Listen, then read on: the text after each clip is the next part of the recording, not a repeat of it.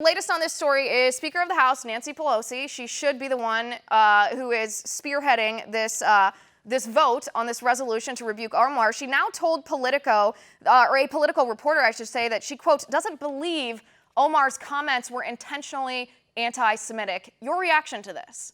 It's a cowardly cop-out. It's caving in to the worst elements within the Democratic Party. It's caving into this, quote, progressive, regressive wing that actually peddles in and believes in Omar's anti-Semitism. To say that Omar is not anti-Semitic at this point is to look outside when it's raining and say that it's sunny out. It's literally flies in the face of what everybody is seeing and hearing. I mean, first she lied to her own constituents when she was running for office and said she was against the anti-Semitic BDS movement, which seeks to boycott only one state, the Jewish state, in the whole world. Out of all the horrific states that are out there, Venezuela, which she actually supports that regime, right?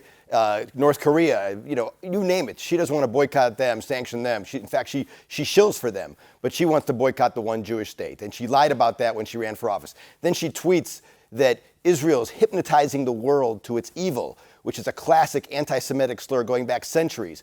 She then, later on, after she begrudgingly apologizes for that tweet, says she didn't realize what a slur it was, she then tweets just 3 weeks ago that politicians in America support for Israel is, quote, all about the Benjamins, meaning that, Jews are buying off politicians to support Israel, not that politicians could support Israel for legitimate reasons. Again, that's a classic anti-Semitic slur going back centuries and centuries. And now, at an event at a very radical restaurant where the owner of that restaurant is famous for saying that Washington, D.C. gets its marching orders from Tel Aviv, which in and of itself is another classic anti-Semitic slur of Jewish control of foreign governments.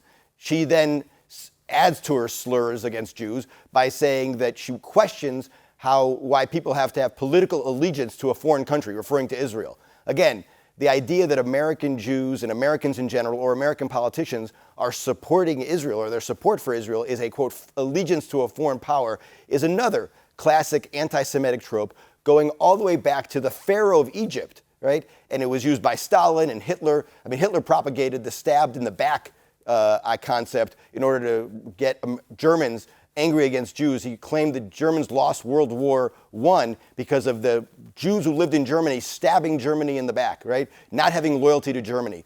These are classic anti-Semitic slurs or tropes, as you said, and Omar is peddling in all of them. And the thing is, these tropes, they get Jews killed. They have for centuries, and Omar now is unabashed about them.